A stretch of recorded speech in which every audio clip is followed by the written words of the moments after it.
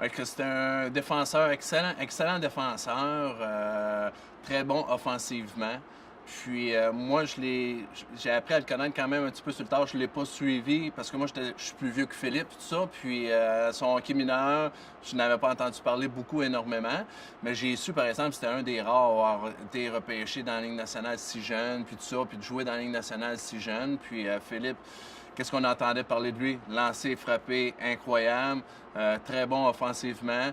Puis, tu es capable de jouer une game assez tough sur la glace aussi, là. Je l'ai rencontré à Los Angeles. Ma première année que je suis arrivé à Los Angeles pour les Kings de Los Angeles, c'est là que j'ai rencontré Philippe. Philippe, il était déjà dans l'organisation des Kings. Puis on est devenus de bons amis quand même assez rapidement. C'est sûr et certain, entre francophones, on se tient toujours un petit peu plus ensemble. Mais ça a été plus loin que ça avec Philippe. Puis j'ai appris à le connaître, c'est vraiment un bon gars. J'ai sorti son nickname, son surnom Boubou, c'est moi qui l'ai appelé en premier Boubou, puis ça l'a resté. Puis même encore, je le vois encore, Philippe, puis c'est toujours Hey Boubou, comment ça va? Puis tout ça. Fait que ça a été mes premières rencontres avec Philippe. Oui, notre focus est vraiment sur le hockey et tout ça, mais on avait toujours quand même des moments, puis qu'on réalisait que Tabarouette, on est à Los Angeles, on joue au hockey. D'habitude, on est à moins 20, moins 25 au Québec, on gèle, on s'en va à l'aréna, on gèle. Là, on va à l'aréna seulement qu'en cocoon, en short, t-shirt. Fait qu'on réalisait ça. Puis on avait quand même de bons moments ensemble. Là.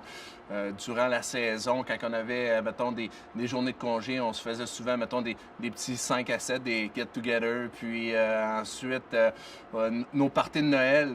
Moi, je me rappelle qu'on ça se faisait souvent chez moi. Puis on recevait tous les francophones chez nous. Puis Philippe y arrivait avec sa famille, avec sa femme, puis avec ses parents, les parents à sa femme. Puis on fêtait un vrai Noël québécois à Los Angeles, mais chez nous. Fait qu'on avait notre musique québécoise, on avait nos repas québécois vraiment, puis on avait beaucoup de plaisir ensemble. Oui, oui, Philippe, quand j'étais là, Philippe, il commençait vraiment à avoir le succès, je crois, là, qui était dû à lui revenir. Parce que, comme je disais au début, c'est Philippe, c'est un bon défenseur. Pour un gardien de but, c'était le fun de jouer derrière Philippe Boucher. Parce que je savais que s'il y avait certaines situations, je pouvais lui faire confiance. Parce qu'il était quand même défensivement, il était vraiment honnête, puis il faisait sa job, tout ça. Fait que pour un gardien de but, Philippe Boucher me rendait mon travail plus facile. Puis offensivement, on sait tous ce qui est arrivé avec Philippe. Là, il était vraiment très, très bon. Malheureusement, il y a eu des blessures. Philippe, je pense, si je ne me trompe pas, c'était un poignet qui a eu une grosse blessure ou un pouce. Ça l'a ralenti un petit peu la carrière, mais c'est un défenseur incroyable qui, je crois vraiment, s'il n'y aurait pas eu cette blessure-là, aurait pu être dans les top défenseurs de la Ligue nationale, de mon point de vue à moi. Philippe, ça a toujours été un joueur, une personne qui gardait beaucoup ses émotions en dedans de lui. Puis, quand il était blessé, il dérangeait jamais les joueurs alentour de lui. Il était toujours quand même de bonne humeur, tout ça.